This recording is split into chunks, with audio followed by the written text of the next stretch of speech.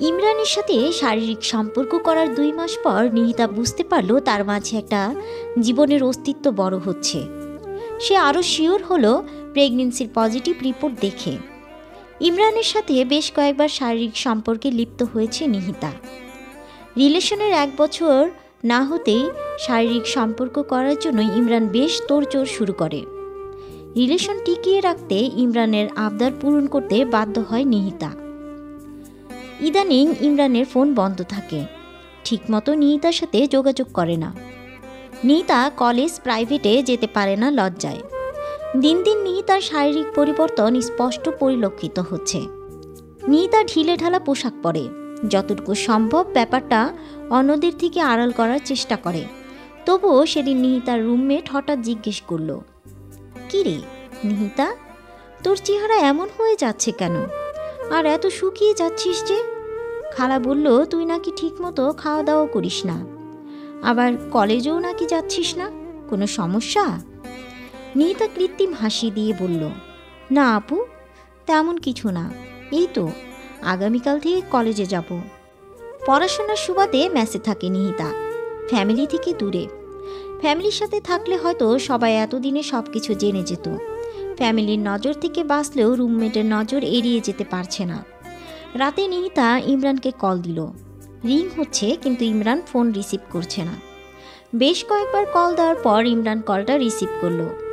নিহিতা কেঁদে দিয়ে বলল, "তুমি আমার সাথে এমন করছো কেন? আমি কি দোষ করেছি?" ইমরান বিরক্ত গলায় বলল, দেখো নিহিতা, এমন বাচ্চাদের মতো ন্যাকামি কান্না আমার একদম পছন্দ না। কান্না থামাও, নয়তো ফোন রাখলাম। আর শোনো, এতবার কল দিবা না, আমার জাস্ট বিরক্ত লাগে। শোনো ইমরান, তোমার সাথে আমার একটা জরুরি কথা আছে। এত না পেঁচিয়ে বলে ফেলো, আমি প্রেগনেন্ট। ইমরান অবাক হয়ে বসা থেকে দাঁড়িয়ে পড়ল। ইমরান রাগান্বিত হয়ে বলল, দেখো নিহিতা, ফাইজলামি একদম ভালো লাগছে না, আমি ফোন রাখছি। না প্লিজ। তাছাড়া কি করব, তোমার এই বকবকানি শুনবো বসে বসে? ইমরান, আমি সিরিয়াস বলছি। ইমরান শান্ত হয়ে বলল, আচ্ছা, আগামীকাল কলেজ গেটে দেখা করো, তখন সব কথা হবে। নিহিতা ফোনটা পাশে রেখে বিছানায় মুখ গুজে কাঁদতে শুরু করলো। তারপর দৌড়ে ওয়াশরুমে গেল, কারণ রুমমেটরা তখন চলে আসতে পারে। আর কান্না করা দেখলে তো হাজার প্রশ্নের উত্তর দিতে হবে। তার চেয়ে বরং ওয়াশরুমে নিজের আবেগটা চোখের পানির মাধ্যমে ছড়ায়। আমরা কষ্টের কারণগুলো অন্যের মাধ্যমে পাই, কিন্তু কষ্টগুলো আমরা নিজেরাই তৈরি করি। কোনো কষ্টের মুহূর্তে আমরা চাইলেই কষ্টের বাইরে থাকতে পারি না, কিন্তু না, ছোট ছোট কষ্টগুলোকে আমরা বড় করে ফেলি, কষ্টগুলোকে খুব ভাবি। আমরা আসলে কষ্টের মাঝে থাকতে পছন্দ করি। নিহিতা ওয়াশরুম থেকে এসে দেখলো রুমমেটরা সবাই রুমে এসে হাজির। একজন বলল, কি রে, এত সময় ওয়াশরুমে কি করছিলি? তোর ফোনটা বেশ কয়েকবার রিং হয়ে কেটে গেল। নিহিতা দৌড়ে যেয়ে ফোনটা হাতে নিয়ে দেখলো মা ফোন করেছে। নিহিতা ভেবেছিল ইমরানের কল হবে। আশাহত হয়ে মাকে কল দিল। কি রে, কখন থেকে কল দিচ্ছি, ধরছিস না কেন? মা, একটু ব্যস্ত ছিলাম, বুঝতে পারিনি। আচ্ছা ঠিক আছে, শোন, তুই যত তাড়াতাড়ি পারিস বাড়ি চলে আয়, তোর বড় বোনের বিয়ে ঠিক হয়েছে। নিহিতা চমকে উঠল। এই অবস্থায় কোনো মতেই বাড়িতে যাওয়া যাবে না, তাহলে এক কেলেঙ্কারি কাণ্ড হয়ে যাবে। কি রে, কথা বলছিস না কেন? মা, আমার তো পরীক্ষা চলছে, এখন বাড়ি যাওয়া সম্ভব না। আপুর বিয়ে কবে? সামনের মাসের শেষের দিকে। আমি তাহলে বিয়ের কয়েকদিন আগে আসব। আচ্ছা, সাবধানে থাকিস। নিহিতা ফোনে কথা বলা শেষ করতেই রুমমেট অবনী বলল, কিরে নিহিতা, তোর তো এখন কোনো এক্সাম নেই, তাহলে মায়ের সাথে মিথ্যা বললি কেন? নিহিতা কোনো কথা বলছে না দেখে অবনী নিহিতার বেডে এসে হাত ধরে বলল, কি হয়েছে তোর, বল আমায়। অবনী আরও অবাক হলো নিহিতার চোখে জল দেখে। অবনী নিহিতার 2 সেমিস্টার উপরে পড়ে। নিহিতার সাথে বেশ ভালো সম্পর্ক অবনীর। কিরে, কথা বলছিস না কেন? নিহিতা চোখের পানি মুছে বলল, আপু একটু ছাদে যাবেন? অবনী আর নিহিতা ছাদে বসে মনোমুগ্ধকর পরিবেশ উপভোগ করছে। পরিবেশটা মনোমুগ্ধকর হলেও নিহিতার কাছে তার বিপরীত। অবনী বলল, কিরে, কিছু বলছিস না কেন? আপু, একটা ঘটনা ঘটে গেছে। আরে না বললে বুঝবো কিভাবে, আর সলভই বা করবো কিভাবে? আপু, আমি প্রেগনেন্ট। নিহিতার মুখে কথাটা শুনে অবনী অবাকের আরও এক ধাপ উপরে পৌঁছালো। অবনী অবাক হয়ে বলল, কি বলছিস এসব? কিভাবে সম্ভব? আপনাকে ইমরানের কথা বলেছিলাম না? শারীরিক সম্পর্ক করার জন্য ও বেশ কয়েকবার ফোর্স করছিল। এক পর্যায়ে রিলেশন ব্রেকআপ করতে চাইছিল, কিন্তু আপু আমি তো ওকে সত্যি খুব ভালোবাসতাম, তাই রিলেশন কন্টিনিউ করতে। নিহিতা হু হু করে কেঁদে দিল, আর কিছু বলতে পারছে না। অবনী বলল, ইমরান জানে তোর এই অবস্থার কথা? নিহিতা মাথা দুলিয়ে বোঝালো, হ্যাঁ। ইমরান কি বলল? ও আগামীকাল দেখা করতে বলেছে, আর আমি জানি ও আমাদের রিলেশনের ব্যাপারে এত সিরিয়াস না। বিষয়টি পরে বুঝতে পারলাম। ইমরান ইদানিং আমার সাথে তেমন যোগাযোগ করে না। আপু আমি এখন কি করব বুঝতে পারছি না। আমার মনে হচ্ছে আমি পাগল হয়ে যাচ্ছি। নিহিতা অবনীকে জড়িয়ে ধরে আবার কেঁদে দিল। অবনী বলল, দেখ, একদম কাঁদবি না, আমি আছি তো তোর পাশে, সব ঠিক হবে। পরের দিন নিহিতা ইমরানের জন্য অপেক্ষা করছে। প্রায় ঘন্টাখানেক দেরি করে ইমরান আসলো। দেখো নিহিতা, গতকাল রাতের কথা যদি সত্যি হয় তাহলে এখানে আমার কিচ্ছু করার নেই, ভুল দুজনেরই। নিহিতা বলল, তাহলে চলো বিয়ে করে ফেলি। হোয়াট? এখন বিয়ে করে তোমাকে খাওয়াবো কি? আর আমার বাসা থেকে কখনোই এটা মেনে নিবে না। সবচেয়ে বড় কথা হচ্ছে সামনে আমার পুরো লাইফ পড়ে আছে। এখন বিয়ে করে আমি আমার ভবিষ্যৎ নষ্ট করতে পারবো না। এসব তুমি কি বলছো? তুমি তো আমাকে ভালোবাসো, আর আমার মাঝে যে তোমার অস্তিত্ব বড় হচ্ছে, সেটার কি কোনো ফিলিংস নেই তোমার কাছে? এসব আবেগী কথা বাদ দাও, অ্যাবর্শন করে নাও, যা খরচ হয় আমি দেব। ইমরান প্লিজ আমাকে বুঝতে চেষ্টা করো। এখন যদি তোমাকে আমার পাশে না পাই তাহলে আমি সত্যি অসহায় হয়ে যাব। আচ্ছা, আপাতত মেসে যাও, আমি পরে বিষয়টি ভেবে বলবো, আর আমি নিজেই ডাক্তারের সাথে কথা বলবো। দুপুরে নিহিতা মেসে ফিরে অবনীকে জড়িয়ে ধরে কেঁদেই যাচ্ছে, কোনো কথা বলছে না। কেউ বলছে নিহিতাকে ভূতে ধরেছে, জিনে ভর করেছে ইত্যাদি, কিন্তু অবনী বুঝতে পারছে যে ইমরানের সাথে ওর খারাপ কিছু হয়েছে, যার কারণে নিহিতা সেটা মেনে নিতে পারছে না। রুম থেকে সবাই চলে গেলে অবনী বলল, কি হয়েছে বলবি তো? ইমরান কি বলেছে? নিহিতা চোখের পানি মুছে বলল, ও আসলে আমাকে ভালোবাসে না আপু, ও অ্যাবর্শন করতে বলছে। শোন, ভুল যেই তো করেছিস, এখন আর এইটা ছাড়া কোনো উপায় নেই। নিহিতা, ইমরানের ছবি আছে তোর কাছে? হ্যাঁ, কিন্তু কেন? দেখি বের কর, ছেলেটাকে দেখব।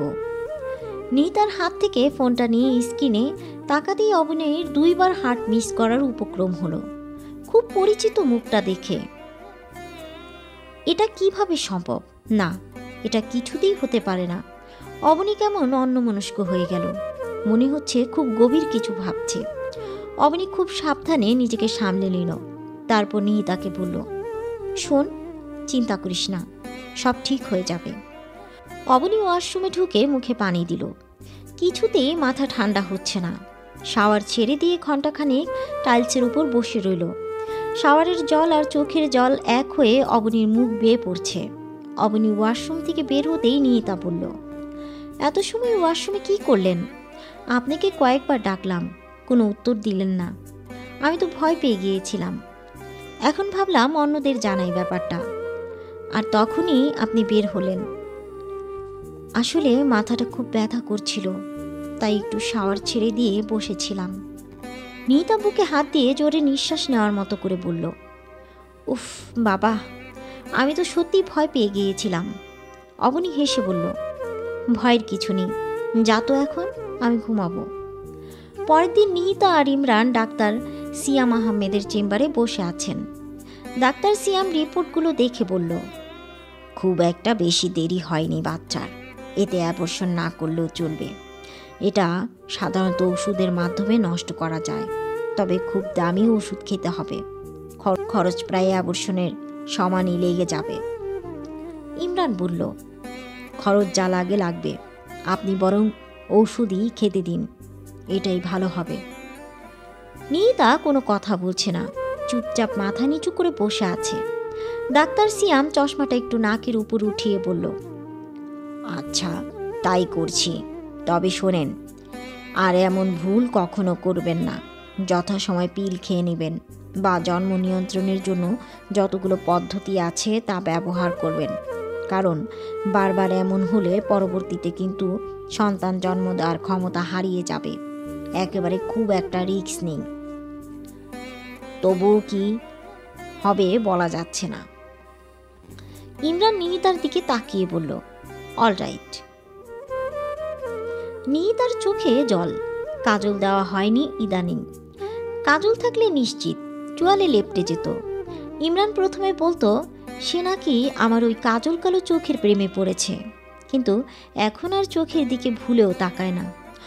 ওর এখন আমার নাকি ন্যাকামো ভালো লাগে না, ওর ভালো লাগে আমার চুলের সুবাস, ঠোঁটের স্বাদ আর নরম শরীরের গন্ধ। মানুষ পরিবর্তন হয়, তাই বলে এতটা কিভাবে হওয়া সম্ভব? নিহিতা আর ইমরান রিকশায় করে ডাক্তারের চেম্বার থেকে ফিরছে। হঠাৎ ইমরান নিহিতাকে জড়িয়ে ধরল। নিহিতা অবাক হলো না। এখন আর এসব ব্যাপারে নিহিতার অবাক লাগে না, তবে ঘৃণা হয় প্রচুর। মনে হয় শরীরের ওর স্পর্শ করা প্রতিটি জায়গা আগুনে পুড়িয়ে দেয়।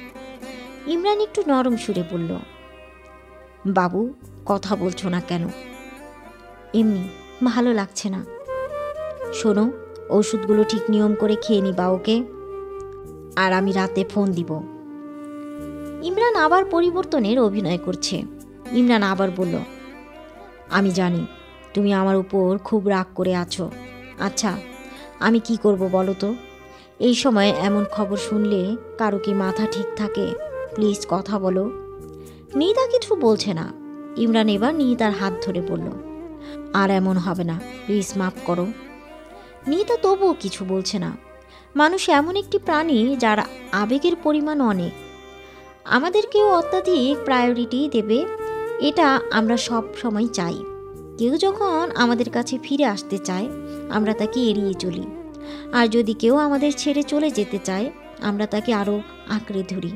কিন্তু বাস্তব তো বলে একটা কথা আছে, বিনা স্বার্থে কেউ তুলার বোঝাও বয় না।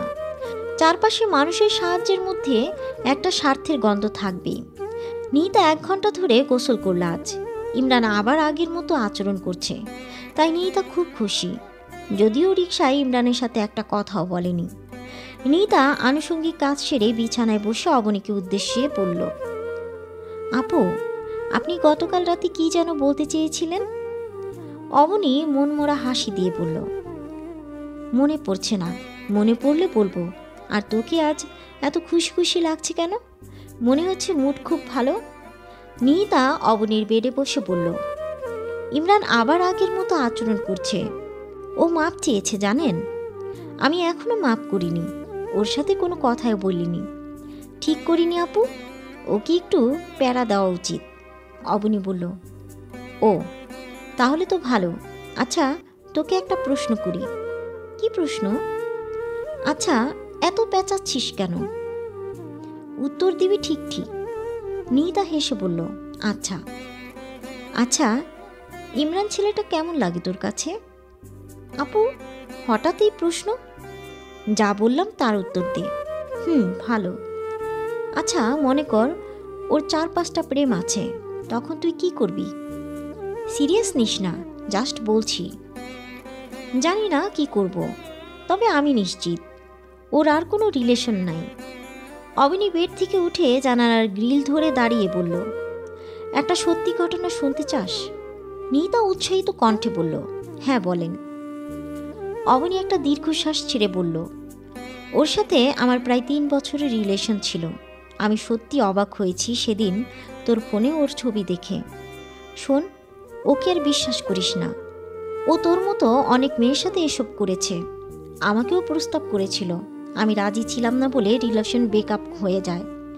অবনী পিছু ঘুরে অবাক হলো, নিহিতা নেই। একটু পরে নিহিতা ছাদ থেকে নেমে বলল, আপু সরি, ইমরান কল দিয়েছিল, এখানে নেটওয়ার্ক প্রবলেম করবে তাই ছাদে গিয়েছিলাম। নিহিতা খুশি খুশি হয়ে বলল, ইমরান আজ রাতে বাইরে ডিনার অফার করেছে, বেশি দূরে না, এই সামনের মোড়ের এই রেস্টুরেন্টে। আপু প্লিজ একটু ম্যানেজ করে দিবেন। শোন, রাতে কোথাও যাওয়ার জন্য আমি সুপারিশ করতে পারবো না, তুই বরং ওকে বল কাল সকালে দেখা করতে। নিহিতা মন খারাপ করে বলল, আচ্ছা। অবনী বলল, তোকে তখন যা বললাম সব শুনেছিস? নিহিতা মাথা চুলকিয়ে বলল, একটা সত্য ঘটনা শুনতে চাস? এই পর্যন্ত শুনেছি, তারপর তো ছিলাম না। আচ্ছা শোন, তোকে একটা সত্য কথা বলি, তুই কিভাবে নিবি আমি ঠিক জানি না, তবে তোর জানাটা জরুরি। আপু কি বলবা বলে দাও, এত ভাবাভাবি লাগবে না। অবনী যেই বলতে যাবে তখনই নিহিতার ফোনটা বেজে উঠল। নিহিতা স্ক্রিনে তাকিয়ে দেখে মা ফোন দিয়েছে। এই ভর দুপুরে মায়ের কল নিহিতার কাছে একদমই স্বাভাবিক মনে হচ্ছে না। বাসায় কিছু হলো না তো? নিহিতা চমকে ওঠে, ফোন হাতে নিয়ে দাঁড়িয়ে পড়ে। ফোনটা কানে নিতেই মায়ের কণ্ঠ ভেসে আছে। মায়ের কথা শুনে নিহিতার চোখ বড় বড় হয়ে যায়। নিহিতার মনে হয় ওর শরীরের সকল শক্তি লোপ পেয়েছে। নিহিতা চারিদিকে অন্ধকার দেখছে। নিহিতার হাত থেকে ফোনটা পড়ে কয়েকটি খণ্ডে পরিণত হয়। নিহিতা থপ করে বিছানায় বসে পড়ে। তোকে প্রতি মাসে টাকা পাঠায় পড়াশোনা করার জন্য, ফুষ্টি নষ্টি করার জন্য না। তুই একবারও আমাদের সম্মানের কথা চিন্তা করলি না? ছি ছি ছি, তুই এত নিচে নামতে পারলি? তোকে আমার মেয়ে বলে পরিচয় দিতে লজ্জা হচ্ছে। মা আমার কথা শুনো, এরপরেও কিছু বলার আছে তোর? কি বলবি আর? তুই জানিস তোর এই বোকামোর জন্য এলাকায় আমরা মুখ দেখাতে পারছি না। সবাই আমাদের দিকে কেমন হাস্যকর চোখে তাকাচ্ছে। তুই কি করে পারলি এটা? মা শোনো। হ্যালো হ্যালো মা। নিহিতার মা ফোন কেটে দেয়। নিহিতার মন খারাপ করে বসে আছে। গভীর রাতে নিঃশব্দে কাঁদে। ওর কান্না কেউ দেখে না। কান্নার মাঝে কষ্ট কমে, তাই নিহিতা নিয়ম করে কান্না করে। কষ্ট কমাতে চায় নিহিতা। নিহিতা বাড়িতে ফোন করলে কেউ রিসিভ করে না। নিহিতার সাথে এক প্রকার যোগাযোগ অফ বাড়ির সাথে। নিহিতার মাঝে মাঝে মরে যেতে ইচ্ছে হয়। এই পৃথিবীর প্রতিটি বস্তু অসহ্য লাগে নিহিতার কাছে। অবনী নিহিতাকে খুব সাবধানে সামলে রেখেছে। নিহিতার এই অসময়ে অবনীর সাহায্যের পরিমাণ অনেক। নিহিতার মেসের ভাড়া, কলেজ ফি, সকল খরচই অবনী বহন করে। নিহিতা বেশ কয়েকবার পর প্রেগনেন্সি টেস্ট করে দেখল, রেজাল্ট পরিবর্তন। নিহিতার বুকের মাঝে দীর্ঘশ্বাস, চোখে জল। জলটা দুঃখের না সুখের নিহিতা বুঝতে পারে না। রাতে নিহিতা কয়েকবার ইমরানকে কল দেয়। ইমরান রিসিভ করল না। ইদানিং ইমরানের সাথেও যোগাযোগ হচ্ছে না তেমন। বাড়িতে তো কথাই হয় না, কেউ কথা বলতে চায় না। অবনীর নাম্বার দিয়ে একদিন কল দিয়েছিল নিহিতা। নিহিতা কোনো কথা বলেনি, শুধু মায়ের কণ্ঠটা শুনেছে। মায়ের সাথে কথা বলতে ইচ্ছে হচ্ছিল খুব, কিন্তু সম্ভব হয়নি। মা কয়েকবার হ্যালো হ্যালো বলে ফোন কেটে দেয়।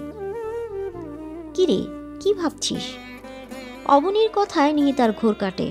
নিহিতা একটু নড়ে চড়ে বসে বলে, কিছু না আপু। ইমরানের সাথে এখন সব ঠিক তো? নিহিতা একটু ম্লান হাসি দেয়, তারপর বলে, কিছুই ঠিক নেই, সব উল্টোপাল্টা হয়ে গেছে। জীবনের মানুষগুলো আর খুঁজে পাই না। বাড়ি থেকে কেউ যোগাযোগ করে না। আপু আমি সত্যি কি করব বুঝতে পারছি না। শোন নিহিতা, এত চিন্তা করে কাজ নেই। যেটা হওয়ার তো হয়েছে, এখন নিজে শক্ত হতে হবে, তারপর বাকি পথ চলতে হবে, নয়তো তুই এগোতে পারবি না। আর এখন তোকে সাফল্যের কাছে যেতেই হবে। আর বাড়িতে সবাই রাগ করে আছে, দেখবি আর কিছুদিন পর ঠিক তোর সাথে যোগাযোগ করবে। আপন মানুষ কখনো রাগ করে থাকতে পারে না। আপন মানুষের রাগটা সাময়িক, এতে এত ভেঙে পড়তে নেই। নিহিতার চোখ পেয়ে জল গড়িয়ে পড়ে। অবনী নিহিতার চোখের জল মুছে দেয়। তখনই নিহিতার ফোন বেজে ওঠে। ইমরান কল করেছে। হ্যাঁ নিহিতা, আমি একটু ব্যস্ত ছিলাম, দুঃখিত। কেমন আছো? নিহিতা কান্না থামিয়ে বলে, চলছে। বাড়িতে যোগাযোগ নেই তাই মন খারাপ। এভাবে বলছো কেন? কোনো সমস্যা? কোনো সমস্যা হলে বলো আমাকে, মন খারাপ করো না প্লিজ। না, কোনো সমস্যা নেই। ইমরান একটু দম নিয়ে বলল, জানি কোনো সমস্যা নেই, বরং আমি নিজেই তোমার জীবনে একটা সমস্যা। না, আমি তোমাকে কোনো দোষ দিই না, এটা আমার ভাগ্য বলে মনে করি। নিহিতা ফোন স্পিকার অন করে কথা বলছে, সেই দরুনে অবনী সব শুনতে পাচ্ছে। ইমরান বলল, দেখো যা হয়েছে এটা নিয়ে আর না ভাবি, আবার নতুন করে শুরু করি সব কিছু। নতুন আর পুরাতনের কোনো ভিন্নতা নেই, কারণ আমাদের তো কোনো নতুনত্বের ছাপ নেই। আমরা যা ছিলাম তাই আছি, সেটাই থেকে যাব। আচ্ছা বাদ দাও, তোমার শরীর এখন তো ঠিক, তাই না? হ্যাঁ, মোটামুটি।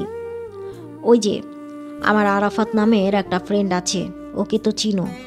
হ্যাঁ চিনি তো। ইমরান একটু নরম কণ্ঠে বলল, আগামীকাল ওর বার্থডে। নিহিতা অবাক হয়ে বলল, তো আমি কি করব? আমাকে ইনভাইট করেছে, তুমি আমার সাথে যাবে, সবার গার্লফ্রেন্ড যাবে সেখানে, আর তাই। চুপ করো ইমরান, এসব কথা আর শুনতে ভালো লাগে না। অবনী ইমরানের কথা শুনে অবাক হলো। মানুষের রুচি কতটা খারাপ হতে পারে, কতটা নিচু মনের হলে মানুষ এমন মিসবিহেভ করতে পারে। অবনী নিহিতার কানের কাছে মুখ নিয়ে বলল, ওকে বল তুই সর্বোচ্চ ওর সাথে আগামীকাল দেখা করতে পারবি, এর থেকে বেশি না। নিহিতা ইমরানকে আগামীকাল দেখা করার কথা বলল। ইমরান রাজি হলো দেখা করতে। ইমরান ভাবলো দেখা হলে যদি একটু বুঝিয়ে রাজি করানো যায় পার্টিতে যাওয়ার জন্য, তাহলে বেশ ভালোই হবে। নিহিতা অবনীর কথা অনুযায়ী ইমরানকে আগামীকাল দেখা করতে বলল ঠিকই, কিন্তু ওর মাথায় এখনো কিছুই যাচ্ছে না। ইমরানের সাথে নিহিতার কথা শেষ হলে অবনী বলল, আগামীকাল একটা মজার ঘটনা দেখাবো তোকে। তোর জন্য মজা হবে কি না জানি না, তবে আমার জন্য মজাদার। নিহিতা এবারও কিছু বুঝল না, বলল, আপু বুঝলাম না। তোর বোঝা লাগবে না। আর হ্যাঁ, তোর বোনের বিয়ে কবে যেন, জানিস নাকি? সঠিক জানি না, তবে সামনের মাসে হওয়ার কথা ছিল। নিহিতা একটু হিসাব করে বলল, সম্ভবত আর 1 মাস আছে। অবনী হেসে বলল, এখন ঘুমিয়ে পড়ো। পরের দিন অবনী আর নিহিতা বের হয়েছে ইমরানের সাথে দেখা করার জন্য। নিহিতা এখনও ঘোরের মধ্যে আছে, অবনীও ওর সাথে যাচ্ছে তাই। রেস্টুরেন্টের দরজা দিয়ে ঢুকেই অবনী দেখল ইমরান কর্নারের একটা টেবিলে বসে আছে। অবনী আর নিহিতা ইমরানের টেবিলের সামনে দাঁড়াতেই ইমরান অবাক হয়ে দাঁড়িয়ে পড়ল। নিহিতার দিকে তাকিয়ে ইমরান বলল, কি শুরু করছো এগুলো? ডিসগাস্টিং। ইমরান হৃদয়ন্ত হয়ে বের হয়ে গেল। অবনী শান্ত ভঙ্গিতে ওয়েটারকে ডেকে খাবার অর্ডার করলো। নিহিতা অবাক হয়ে শুধু দেখছে, কি হচ্ছে এসব? ও কিছুই বুঝতে পারছে না। আপু কি হলো? কিছুই বুঝলাম না। আর তুমি তো মজার ঘটনা দেখাবে বলেছিলে। এখন খেয়ে শেষ কর, সে এক বিশালতার ইতিহাস, পরে কোনো একদিন বলবো। আপু এই রোজার সময় যে আমরা খাচ্ছি, পাবলিক মারবে না তো? অবনী বিরক্ত হয়ে বলল, এই আমরা একা খাচ্ছি নাকি? আশেপাশের লোকের দিকে তাকিয়ে দেখ অবস্থা, কোনো টেবিল ফাঁকা নেই। ইমরান যদি আগে থেকে এসে বসে না থাকতো তাহলে আমরা হয়তো বসার জায়গাই পেতাম না। অবনী আবার বিরক্ত গলায় বলল, আমি তোকে মারব যদি আর একটা কথাও বলিস। নিহিতার মা খুব ব্যস্ত, বড় মেয়ের বিয়ে হচ্ছে খুব ঝামেলা পার করে। তিনি বিয়ে না হওয়া পর্যন্ত টেনশন কমাতে পারছেন না। রাত প্রায় 11টা, আগামীকাল বিয়ে। বাড়িতে কত কাজ, তবুও সবাই ঘুমাতে যাচ্ছে। হঠাৎ কলিং বেল বাজল। এত রাতে কারো আসার কথা না।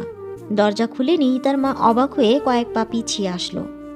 সামনের ব্যক্তিকে তিনি কখনোই এখন এখানে আশা করেনি। এটা কি করে সম্ভব? নিহিতার মায়ের মনে একটা উথাল ঝড়ের সৃষ্টি হলো। অশান্ত বাতাস বয়ে গেল। তাহলে কি এই অশান্ত বাতাস কোনো খারাপ ইঙ্গিত দিচ্ছে? নিহিতার মা দরজা খুলে দিয়ে অবাক হয়ে বলল, তুই তুই কেন এসেছিস? নিহিতা, তোকে না বলেছি তুই তোর এই অপবিত্র মুখ আমাদের দেখাবি না? তারপরও কেন এসেছিস? বোনের সুখ সহ্য হচ্ছে না? আগামীকাল বিয়ে, কি অলক্ষণে বাধাতে এসেছিস? নিহিতা মায়ের পা জড়িয়ে ধরে বলল, দেখো মা, আমি আর পারছি না, তোমরা কেউ আমার সাথে যোগাযোগ করো না, আমি এভাবে তো মরে যাব, আমার খুব কষ্ট হয় মা। নিহিতা প্লিজ, যদি বোনের ভালো চাস তাহলে এখনই এই বাড়ি ছেড়ে চলে যা। নিহিতা মায়ের কথা শুনে নিস্তব্ধ হয়ে গেল। মায়ের কাছ থেকে এমন কথা শুনতে হবে নিহিতা কখনো ভাবেনি। নিহিতা কেঁদে দিয়ে বলল, মা, আমাকে এত বড় শাস্তি দিও না, আমি তোমাদের ছেড়ে থাকতে পারবো না, তোমাদের ছেড়ে থাকতে আমার খুব কষ্ট হয়। নিহিতা প্লিজ চলে যা, আমি আর নিতে পারছি না, এমনিতেই খুব প্রেশারের মধ্যে আছি। নিহিতা ব্যাগ হাতে নিয়ে বের হয়ে আসে। নিহিতার মা দরজা লাগিয়ে দিতেই অবনী বলে ওঠে, 1 মিনিট আন্টি। নিহিতার মা পাশে তাকিয়ে দেখে একটি মেয়ে দাঁড়িয়ে আছে। তিনি একটু হাস্যকর ভঙ্গিতে নিহিতার উদ্দেশ্যে বলল, সুপারিশ করার লোক নিয়ে এসেছিস? মা চুপ, একদম কথা বলবি না। অবনী বলল, নিহিতা একটা ভুল করে ফেলেছে, তাই বলে আপনারাও যদি একই ভুল করেন তাহলে ব্যাপারটা কেমন দেখায়? দেখো মেয়ে, আমাকে বুঝাতে এসো না। চেঁচামেচির শব্দে সবাই একত্রে হয়েছে। অবনী বলল, না আন্টি, আমি আপনাকে বোঝাতে চাচ্ছি না, শুধু আপনার ভুলটা ধরিয়ে দিচ্ছি। মেয়ে ভুল করেছে, তার জন্য মেয়েকে ছুঁড়ে ফেলতে পারেন না। তার ভুলগুলো শুধরে তাকে আবার আপন করে যদি নাই নিতে পারেন, তবে কিসের মা বাবা আপনারা? নাম কি তোমার? অবনী। দেখো অবনী, অনেক ঝামেলার মাঝে আছি, আর নতুন কোনো ঝামেলা চাচ্ছি না। অবনী হেসে বলল, মেয়েকে ঝামেলা মনে হয়? তাহলে সন্তান জন্ম দেওয়ার সময় মনে ছিল না? নিহিতার মা রেগে চোখ বড় বড় করে বলল, অবনী, তুমি কিন্তু আমাদের অপমান করে কথা বলছো। হ্যাঁ সেটাই, একবারও কি ভেবেছেন আপনার মেয়েটা এই 2 মাসে কিভাবে ছিল, তার খরচ কিভাবে চলছে? আপনারা তো সব যোগাযোগ বন্ধ করে দিয়ে দিব্যি ভালো আছেন। দেখো অবনী, আমাদের পরিবারের ব্যাপারে কোনো কথা বলবে না, এই অধিকার তোমার নেই। আর আমার মেয়েকে কি দিয়েছি না দিয়েছি তুমি জানো? আমরা যদি নাই দিই তাহলে কি তুমি দিয়েছ? হ্যাঁ, আমিই দিয়েছি। ও, সেটা আবার বলতে এসেছ? না, আপনাদের সাথে কথা বলার ইচ্ছে ছিল না। নিহিতাকে যদি এখন ফিরিয়ে না দিতেন তো আমি চলে যেতাম। আপনারা বারবার একই ভুল কেন করছেন? আপনারা কি জানেন পতিতাদের জীবনী? কেউ কথা বলছে না, চুপচাপ দাঁড়িয়ে শুনছে। অবনী কপালের ঘাম মুছে বলল, আপনারা যে এতদিন মেয়ের সাথে কোনো যোগাযোগ করেননি, কোনো টাকা পাঠাননি, একবারও কি ভেবেছেন আপনার মেয়েটি কিভাবে চলছে, কি অবস্থায় আছে? সে যাই হোক, এখন সে যে আবার আপনাদের কাছে ফিরে এসেছে, তাও আপনারা তাকে ফিরিয়ে দিচ্ছেন। আপনাদের কি এখনও তাকে ফিরিয়ে দেওয়া উচিত?